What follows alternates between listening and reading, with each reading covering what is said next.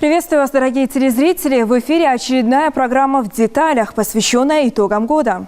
2017 выдался насыщенным для деятелей культуры республики. Среди массовых мероприятий, приуроченных к важным датам, с громким успехом прошел международный кинофестиваль «Золотая башня».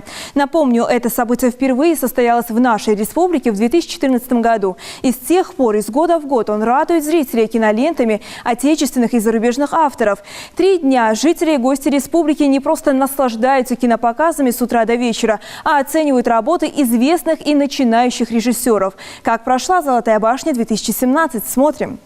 Если театр начинается с вешалки, то кинофестиваль с традиционной красной дорожки. Гости пока только прибывают, среди них Наталья Орлова, мультипликатор и лауреат множества премий, в том числе престижной «Ники». Наталья в нашей республике впервые и как мультипликатор больше радеет за развитие в регионе именно этого направления. Владимир Гостюхин, знакомый всем по таким известным фильмам, как «Возьму твою боль», «Время выбрало нас» и «Охота на лис», тоже в регионе впервые. Актер мечтает посетить и горную часть республики, чтобы поближе познакомиться с самобытной культурой ингушей. Я надеюсь, что в конце концов мы будем свидетелями такого прекрасного ингушского фильма, который будет получать призы на всех кинофестивалях. До награждения главной премии «Гран-при» специальными призами кинофестиваля и дипломами наградили фильмы режиссера Мадины Дзортовой, созданной при поддержке национальной телерадиокомпании, и «Улыбка лидера» Дугурхан Кадзоевой. Решением жюри приз за лучший документальный фильм 4-го международного кинофестиваля «Золотая башня» присудили фильму «Последний парад Беззаветного», который рассказывает о военном корабле и его команде, которая была готова защитить родину, несмотря ни на что. Товарищ командир, завтра вам в 6 часов, в 6 утра сняться с якоря и следовать в район Босфора для осуществления слежения за американскими кораблями, которые войдут в Черное море. Та же лента удостоилась специальной награды главы республики, которую из рук первого заместителя председателя регионального правительства забрал главный герой фильма. Я счастлив, что я здесь, вдали от моря, получаю такой замечательный подарок от такого великого человека, как ваш глава республики. Когда он совершал свой подвиг, мы все прекрасно знаем и помним, и десантники учатся о нем, он был командиром батальона. А так вот этот корабль беззаветный, он приравнивается тоже батальону по сухопутному. То есть корабль 2-го ранга. Приз за лучшую мужскую роль получил Кирилл Плетнев за работу в фильме «3 дня до весны» режиссера Александра Касаткина. А гран-при фестиваля присудили картине «Храбрые воины» китайского режиссера Нин Хайдзян. Такая масштабная картина, а какие каскадеры, как там все сделано, меня это потрясло. Это замечательный фильм, и очень хорошо, что этот 1,5-миллиардный Китай сегодня приехал в Ингушетию. А вам спасибо. Я хочу своему ингушскому народу пожелать. Любите этот кинофестиваль. Вы посмотрите, какие гости к нам приезжают. С какой теплотой они говорят. Завершился фестиваль символичной режиссерской хлопушкой. Кинофестиваль в Ингушетии «Золотая башня» объявляется, к сожалению, закрытым. В России в целом кинематограф достаточно развит. В России есть очень великие кинорежиссеры, которые достойны большого внимания, в том числе и в мировом кинопрокате, кинематографе. Их работы, они отмечаются все-таки солидными, серьезными кинофестивалями. Другое дело – взгляд западноевропейского зрителя на наши картины. Вот. Но для нас, как для региона Северного Кавказа, для молодой республики, субъекта, в котором кинематограф не настолько развит, насколько хотелось бы, наша задача все-таки придать какой-то новый импульс, хороший старт и хороший импульс для развития кинематографии в Ингушетии. Для нас очень важно, чтобы мы снимали фильмы о нашем народе. о нашей республике, потому что если мы не будем делать этого сами, то другие народы, другие, как скажем, известные мастера кино не привлекут, наверное, не смогут уделить такого внимания, если мы не дадим им такой старт, такое задание или такой импульс. Поэтому для нас важно, как возродить кино в республике, то есть само отношение к кино, воспитать чувство вкуса зрителя к кино, его потребность в просмотре кинопроката. Это первая сторона. Вторая сторона, нам нужно развивать кино по всем направлениям. У нас должны быть фильмы, которые затрагивают проблематику и развитие тех или иных отраслей жизнедеятельности нашего народа, в том числе историческое кино, документальное кино, игровое кино, ну и, конечно же, для самых маленьких зрителей анимационное кино. Это большая планета под названием кино, которая стоит, к сожалению, может быть, очень больших вложений, чего мы сегодня с вами не можем себе позволить. Однако нужно констатировать, что кинематограф в Республике Ингушетия развивается. Почему я так могу сказать? Потому что кинофестиваль, который в этом году прошел уже в 4-й раз в республике, представил в рамках конкурсного показа свыше 50 картин. То есть это огромный объем работ, которые претендуют на то, чтобы эти работы были оценены в контексте серьезных людей, серьезного жюри и признаны лучшими в той или иной номинации. Вот. Должна сказать, что если в 2014 году мы имели всего 16 картин, то разница в течение 4 лет 50 картин – это очень внушительно.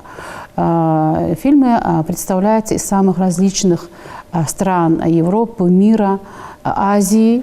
Вот. Ну и самое главное для нас, что год от года количество фильмов, представленных от Республики Ингушетия, значительно возрастает. То есть если на первом фестивале мы с трудом нашли 3 картины документальные, то здесь свыше 10 картин. И самое главное, что кинематографисты, зная, что этот фестиваль ежегодный, готовятся представить здесь свои работы, в том числе и наши, и начинающие, и уже зрелые кинематографисты. Должна сказать, что в этом году список фильмов, представленных на кинофестиваль от Республики Ингушетия, их тематика значительно была разнообразна. Вот, по сравнению с предыдущими годами появились новые имена. Вот, Дугурхан Кадзоева в этом году представила свой фильм. Вот, Мадина Дзортова, которая работает на НТК Ингушетии, посвятила свой фильм 25-летию нашей республики «Серьезная работа», которая была отмечена премией. Вот, и таких имен все больше и больше. И это нас очень радует. В целом, за 9 месяцев в Ингушетии проведено более 1700 мероприятий. Они стали настоящим зрелищем для более чем 500 тысяч зрителей. Доход от их проведения составил более 3,5 миллиона рублей. Внушительная часть, а именно более 600 мероприятий, провели театрально-концертные учреждения. И новость для ценителей театрального искусства. В Ингушском государственном драматическом театре имени Базоркина идут репетиции спектакля по роману Ахмета Бокова «Сыновья Бейки». Это многоплановое произведение о событиях предреволюционных лет в Ингушетии. Да здравствует Российская империя! Да здравствует государь! Я Российской империи! Мы работаем уже 3 месяца, готовы. В полной мере костюмы, вы, наверное, видели сами, декорации готовы, костюмы готовы. Необходимость есть прогонная часть, есть такой театральный закон. Это участие минимум двухнедельных с репетиций генеральных, так называемых прогонов, где нам необходимо соединить свет, звук, костюмы, речь. Все должно идти гладко, чисто, без остановок. Государь помнит подвиг ингушских статников. Но нам нужна помощь. Нужно собрать еще один кавалерийский полк. Значит, смотрите, театр – это важная составляющая культуры любого народа. Театр издревле считается, что это зеркало общества. Театр – это инструмент воспитания не только подрастающего поколения, воспитания и оздоровления общества. И с этой точки зрения в целях сохранения культуры, пропаганды лучших обычаев, традиций, культуры нашего народа, путем воплощения лучших произведений наших драматургов в сценическое действие, эта роль и значение театра очень трудно переоценить. В связи с этим театры, конечно, в последнее время в связи с общекризисными явлениями и в стране, и в нашем обществе переживают трудные времена с отсутствием средств для создания тех или иных постановок. Но должна сказать, что в результате грантовой поддержки главы Республики Ингушетия, который ежегодно учреждает премию в виде гранта на постановку спектакля, возможности для реализации тех или иных сценических проектов все больше и больше возрастает для наших театров, причем на конкурсной основе, так как грант предполагает конкурсную процедуру, где комиссия при Министерстве культуры, Общественный совет сначала отбирает представленный на конкурс работы и затем представляет и на комиссию при главе Республики Ингушетия по соисканию гранта на присуждение премии в области лучшего проекта, имеющего социальную значимость для воплощения. Вот. Но в этом году у нас спектакль все-таки победил Национальный театр имени Идриса Базоркина, где была представлена мировая классика «Мертвые души» по пьесе Гоголя на ингушском языке. Должна сказать, чем было обосновано присуждение этого гранта. Дело в том, что мы не можем жить сегодня одним днем. У нас в перспективе в 2020 году мы будем отмечать 250-летие единения Ингушетии с Россией. И в этом контексте постановка мировой классики, я бы сказала, не только русской, но мировой классики на ингушском языке для нас очень важна. Мы предполагаем, что эта работа, воплощенная в сценическое действие, будет представлена в рамках наших юбилейных торжеств в столице России, в городе Москве. И с этой перспективой мы в этом году при поддержке главы республики присудили этот грант данной работе. Но помимо этого, благодаря поддержке федерального ведомства Министерства культуры России, театров малых городов страны, мы смогли выделить гранты практически до 1 миллиона рублей каждый проект всем 4 театрам. И в результате сегодня осуществлена успешная постановка в Театре юного зрителя «Сказки для детей», любимые сказки, я бы сказала, и в том числе и моего детства, «Сестрица Аленушка и братец Иванушка». Вот. Это театр юного зрителя. Русский музыкально-драматический театр поставил спектакль, обреченный на антинаркотическую тематику, что очень, я считаю, важно с точки зрения воспитания и здорового общества и противодействия обороту наркотических средств в молодежной среде. Поэтому я призываю всех, в том числе родителей, сходить на этот спектакль со своими детьми. Им не нужно будет ничего дома рассказывать, все за них расскажут актеры, насколько вредно, насколько пагубно малейшее соприкосновение с этой чумой 20-21 века наркотиками. То есть это очень важный спектакль с точки зрения воспитания наших детей и молодежи. Третья работа – это наша национальная классика.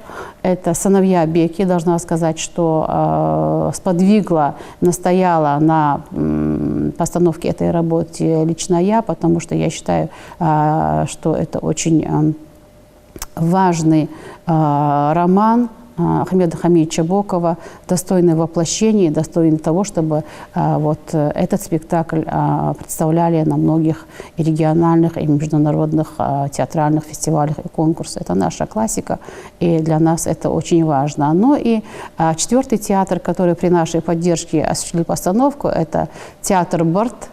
Как ни странно, вы знаете, что в основном юмористические направления развивает этот театр, но в этом году они почему-то захотели поставить «Буратино», сказку, любимую сказку наших детей, на ингушском языке.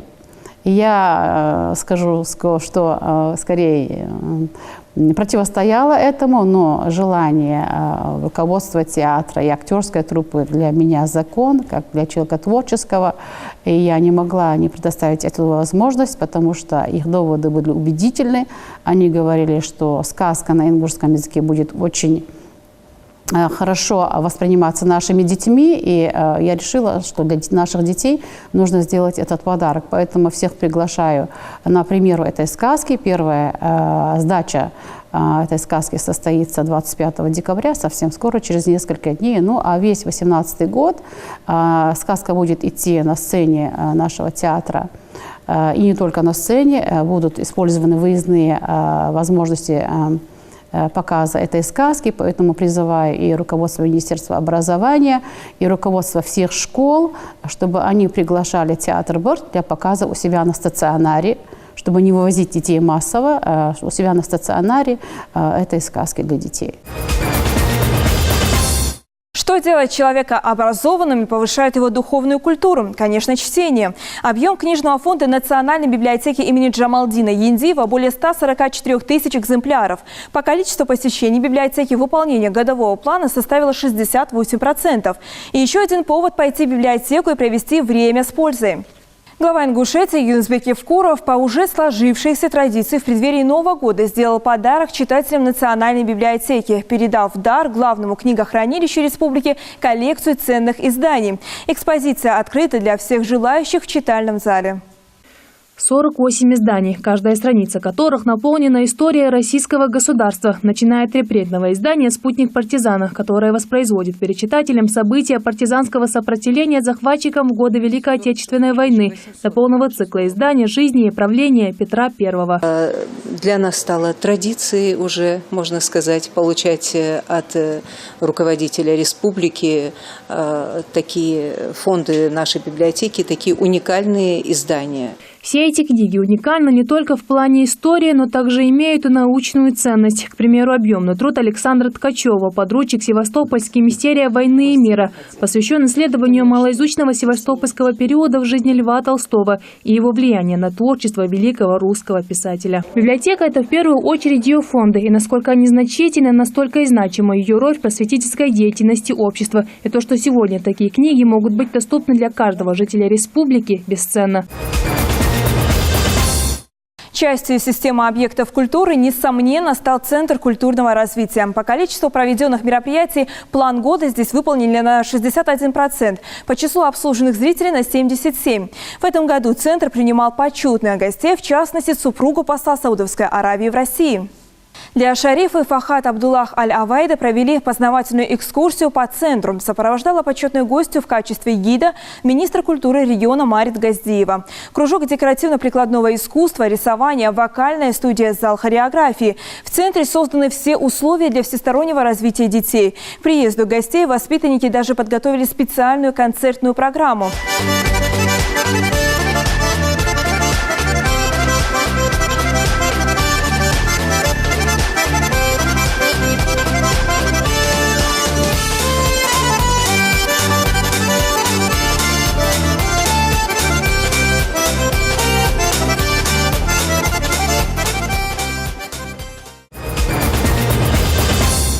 На всех значимых мероприятиях в Ингушетии и за рубежом республику представляет государственный ансамбль народного танца «Ингушетия». И теперь ничто не будет сковывать их движений. Совсем скоро танцоры покинут ветхое здание и отпразднуют новоселье. Репетиции будут проходить в новом молодежном культурно-досуговом центре, где предусмотрен специализированный зал, большая гардеробная для концертных костюмов, швейная мастерская и многое другое. Власти Ингушетии также скрасили досуг сельчан. К юбилею республики в 3 населенных пунктах открылись дома культуры.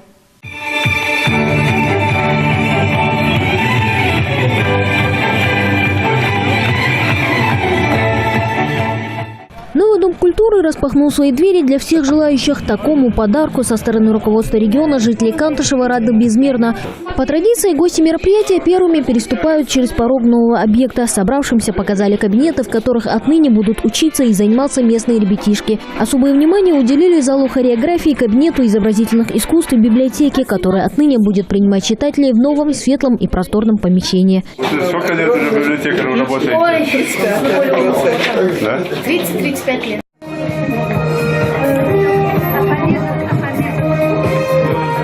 Большим новосельем в первую очередь детей поздравляют и старейшины села. Теперь свои таланты в стенах этого центра будут развивать ребята со всего поселения. Просторный и светлый зал для занятий хореографией, где ребят будут обучать не только лезгинки, но и танцам народов мира.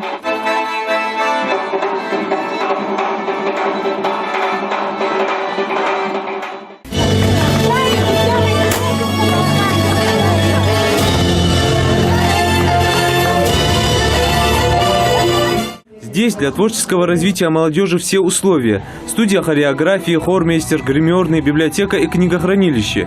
В актовом зале гостей встречают концертной программой. Для зрителей выступают солисты Малгобекского культурно-досугового центра и Госфилармонии.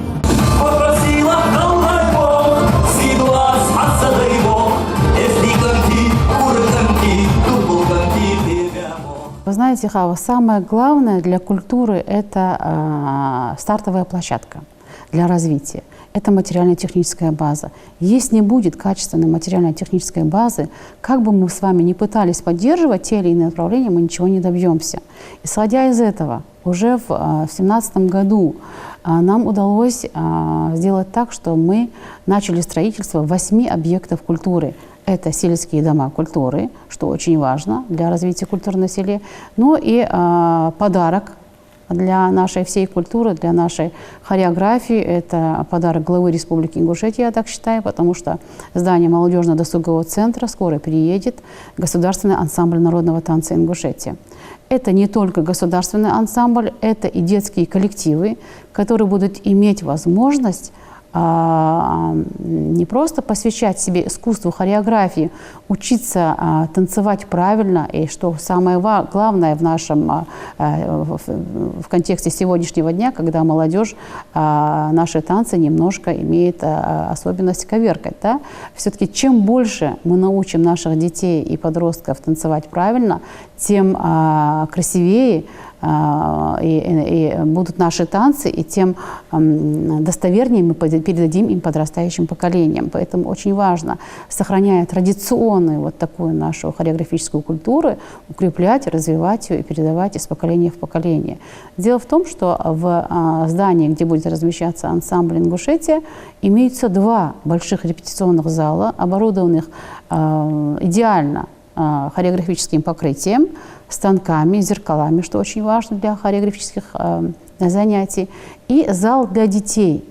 Поэтому всех родителей республики приглашаю приводить своих детей прямо с начала января, потому что танец – это не просто сохранение этнической идентичности каждого из нас, но и это здоровье, это красота, это грация, это просто-напросто, это просто здоровье в таком-то комплексном, гармоничном развитии каждого человека. То есть вы заметили, что у людей, которые танцуют, помимо того, что хорошие физические данные, у него особая стать, он правильно держит корпус, он правильно держит голову, он правильно развивается, и за счет этого укрепляются правильно все его мышцы, и корпус становится удивительно красивым с точки зрения эстетики человека, что немаловажно для того, чтобы наше здоровье, наша нация была очень красивой.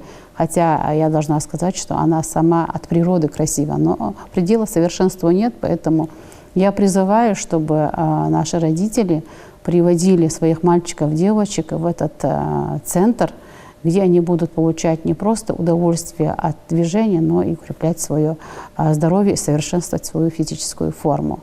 Помимо этого, здесь будут все условия для развития детей по направлениям.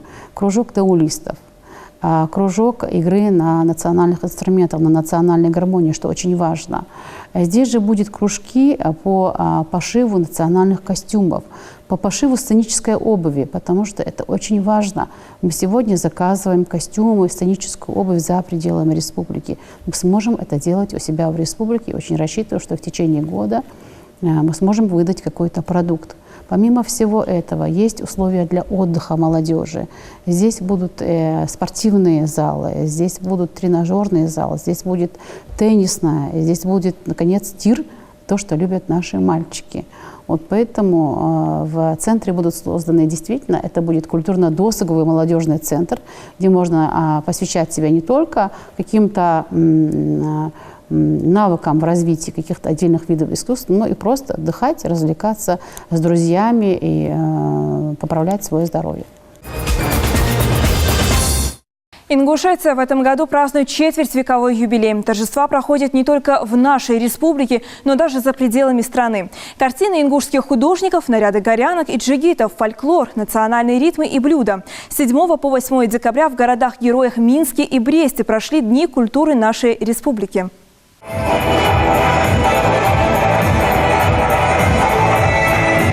С первых нот зажигательной ингушской лезгинки, грациозных движений в танце артистов государственного ансамбля зал замирает. И не привыкшая к таким резким переходам в музыке публика бурно аплодирует после каждой секундной паузы, не дожидаясь завершения выступления.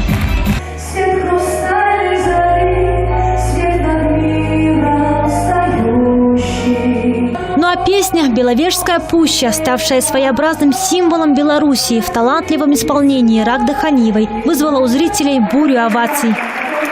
Дни культуры Республики Ингушетия в Белоруссии выдались очень насыщенными как культурными мероприятиями, так и официальными. Вопросы культурного сотрудничества, а также увековечивания памяти погибших ингушей, участвовавших в обороне Брестской крепости, обсудили на встречах с первым замминистра культуры Белоруссии и председателем Горсовета народных депутатов Бреста. Наши артисты довольно часто представляют нашу культуру, и ваш канал, кстати, успешно отслеживает наши все выездные мероприятия, но могли бы еще чаще, если бы нам позволяли средства. Однако мы стараемся использовать любую возможность, когда приглашает наш регион, потому что для нас очень важна пропаганда культуры Ингушетии за пределами нашей республики. Это одна из главных составляющих, потому что субъект молодой, скажем так, да, нам всего 25 лет, и любое упоминание о культуре нашего народа за пределами, за рубежом,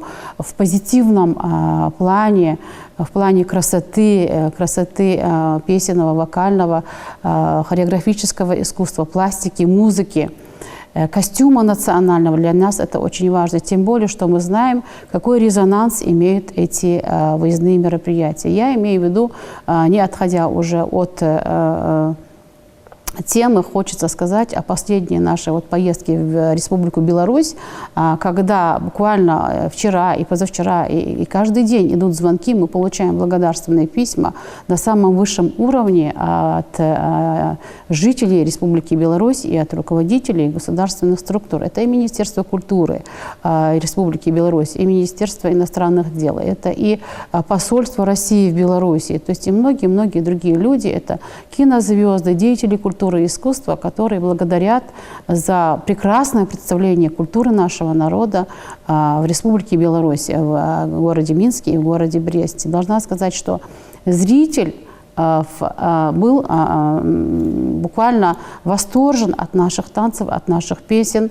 Может быть, мы привыкли к своей культуре, к своим традициям. Для нас это, может быть, не настолько феерично, настолько это было воспринято зрителям в Минске и в Бресте. Буквально сегодня мне сказали, будет фильм, отчет о нашей поездке в Белоруссию. Вы сможете увидеть, как зритель минут 5-7 стоя приветствовал на финале финале и не отпускал наших артистов при полном аншлаге. Они выступали на самой престижной площадке Минска, это областная белорусская филармония. Это зал, который вмещает в себя 1000 посадочных мест, но и не менее высокого уровня был зал с числом посадочных мест 800 в городе Бресте. Для нас, конечно, представление культуры в городе-герое Бресте, в городе, который защищали и первым приняли бой наши соотечественники, свыше 100 уроженцев Ингушетии. Для нас было это очень важно, и наши ребята, и мальчики, и девочки, все молодые люди, казалось бы, не соприкоснувшиеся с этой трагедией, с особой ответственностью отнеслись к этим гастролям, поэтому я очень благодарю их всех, и выставочных, сотрудников выставочных экспозиций, библиотечные работники, музейные работники, художники, артисты, вокалисты, артисты Государственного ансамбля народного танца Ингушетии. Я их благодарю за столь безупречное, ответственное выступление в сопредельном государстве, с которым у России дружественные и теплые отношения, и вот за то, что они сыграли огромную роль в укреплении этих отношений и в развитии межкультурных связей. Должна сказать, что итогом этого сотрудничества оказалось то, что уже в июне этого года, 2018 года наступающего, мы приглашены опять на торжества, посвященные памяти начала войны 1941 года. 22 июня ежегодно в городе Брест проходят торжества, посвященные этой трагической для нашей страны дате.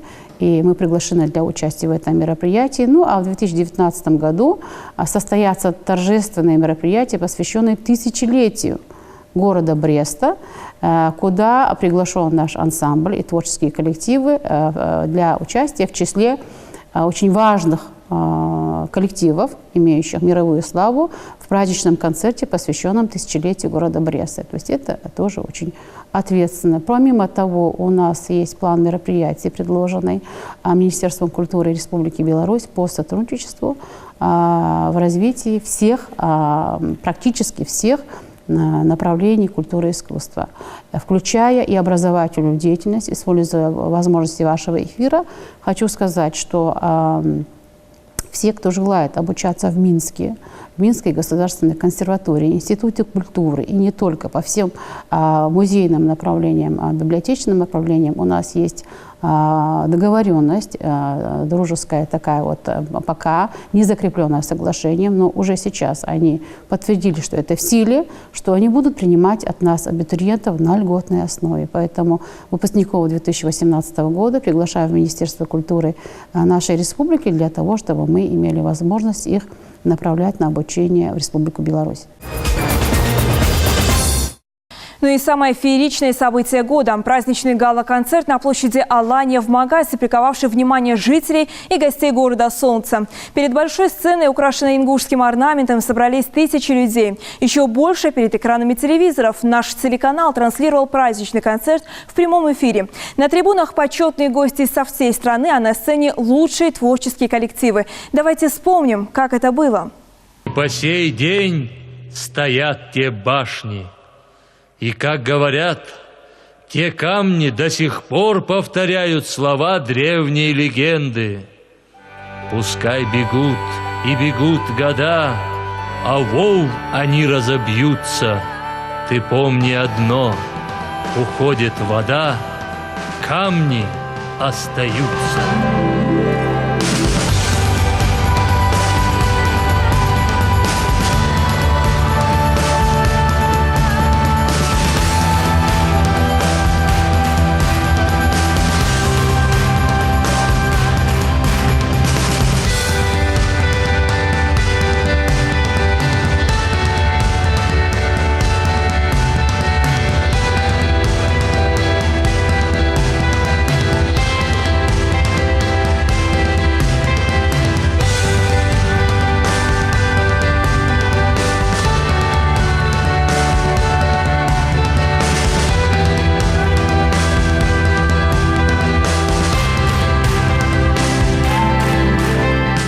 Распоряжение президента Российской Федерации.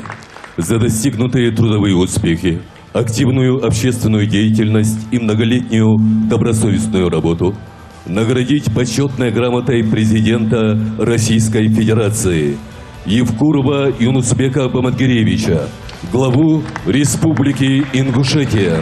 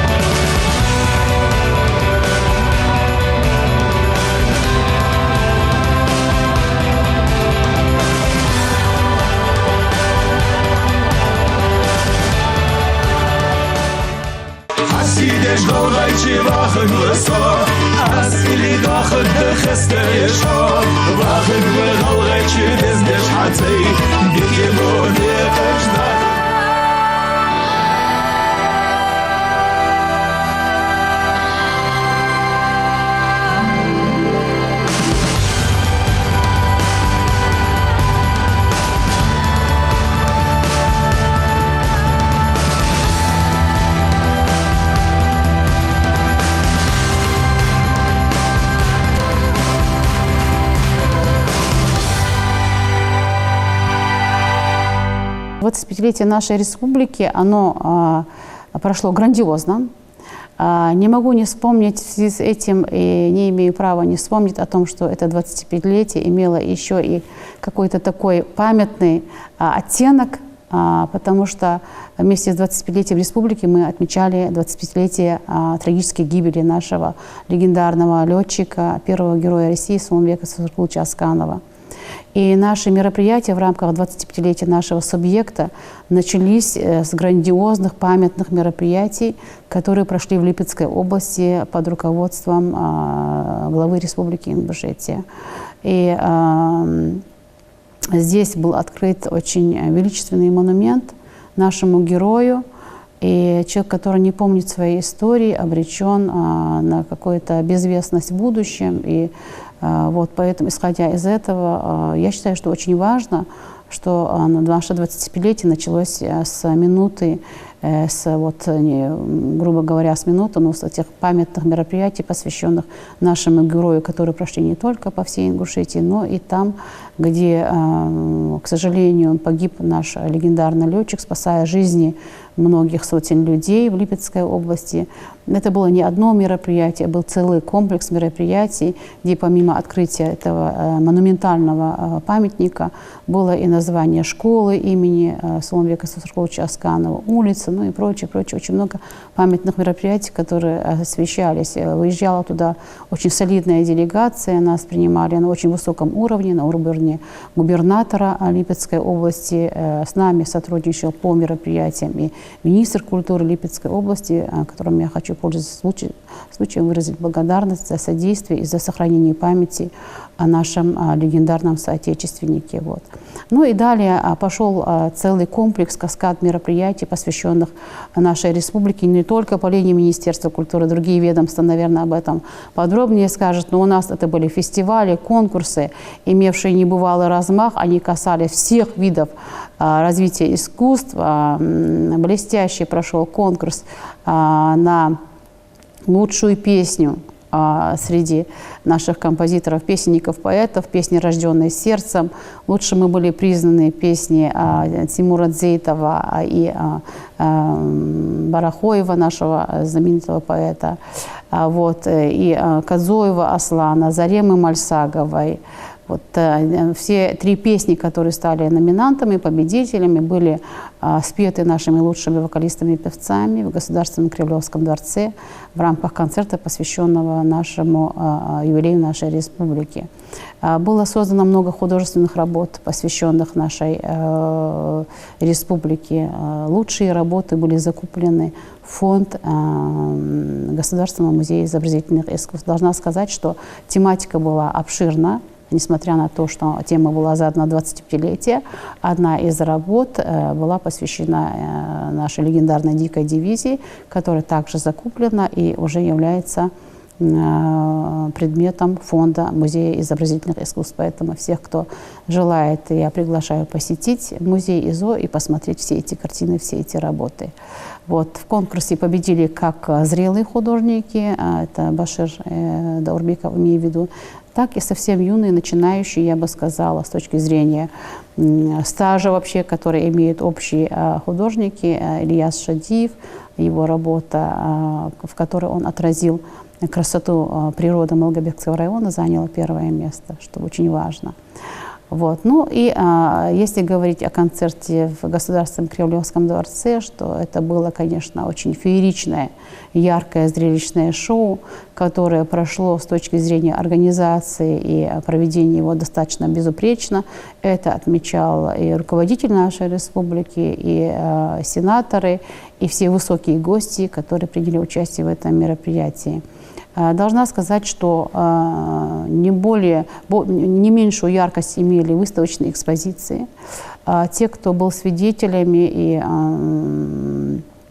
могли убедиться в богатстве и разнообразии этнической культуры ингушей, я имею в виду, здесь выставлялось огромное количество предметов декоративно-прикладного искусства, живописи, национального традиционного костюма, художественных полотен, то есть, и многие другие виды искусств были представлены. Здесь же была развернута книжно-иллюстративная выставка, которая представляла собой целый парад книжных изданий об истории, культуре и развитии нашей республики за последние 25 лет. И все посетители имели возможность соприкоснуться с этим, получить информацию о том, где можно найти эти книги, почитать об этих книгах. Ну и немаловажный фактор то, что очень много книг было подарено нашим гостям. Мы повезли огромный фонд раздаточной литературы с тем, чтобы как можно больше людей в различных регионах нашей страны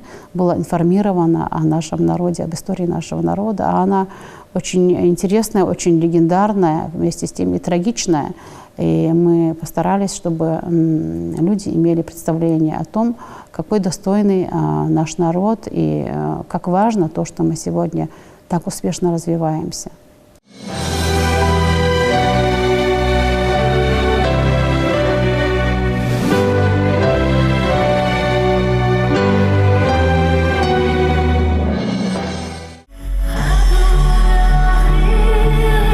Держава